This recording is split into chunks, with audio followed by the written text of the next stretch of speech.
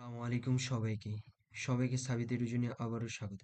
আজকে আমরা দেখব যে মুভ অ্যান্ড কপি কমান্ড।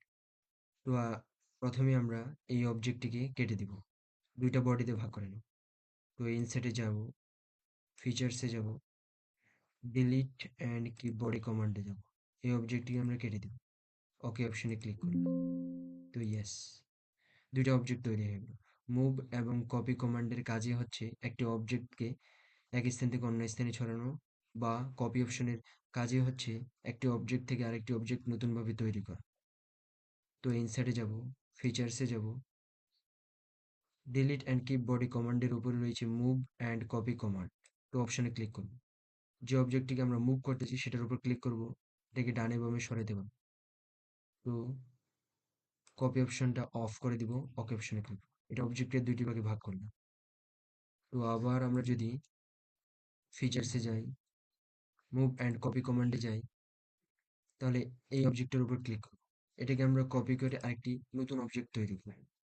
সেটাকে এভাবে করলাম, ওকে অপশনে ক্লিক করলাম। তো এই অবজেক্ট থেকে আরেকটি নতুন অবজেক্ট তৈরি হয়ে গেল।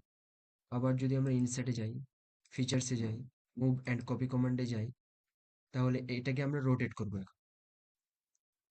এখন রোটেট করব। তো কপি অপশনটা অফ করে দিলাম, রোটেট অপশনে ক্লিক করলাম, এটাকে সিলেক্ট করলাম। তো রোটেট অপশনে ক্লিক করলাম, এটাকে আমরা সার্কেলটা দিয়ে রোটেট করতে পারি। এভাবে তোমরা কত ডিগ্রি অ্যাঙ্গেলে প্রয়োজন সেটা নিতে পারো তোমাদের প্রয়োজন অনুযায়ী। তো ওকে অপশনে ক্লিক করবো, এভাবে রোটেট হয়ে গেল। আবার যদি এডিট অপশনে যাই, এডিট করব, যে এটাকে আমরা কপি করেই রোটেট করব, যে একটা অবজেক্টকেই আরেকটা অবজেক্ট তৈরি করবো রোটেট করে। তো এভাবে আমরা রোটেট করে তৈরি করতে পারি। যে অবজেক্টটা আছে সেই অবজেক্টটা সেভাবেই থাকবে, সেখানে আরেকটি অবজেক্ট তৈরি হবে কপি অপশনটা অন করে দিলে। আর কপি অপশনটা যদি অফ করে দিই তাহলে ওই অবজেক্টটি অবস্থান শুধু পরিবর্তন করবে। তো কপি অপশনটা অন করে দিলাম, এখন রোটেট করলে যা হয়, ওই অবজেক্টের উপর আরেকটি নতুন অবজেক্ট তৈরি হয়ে গেছে।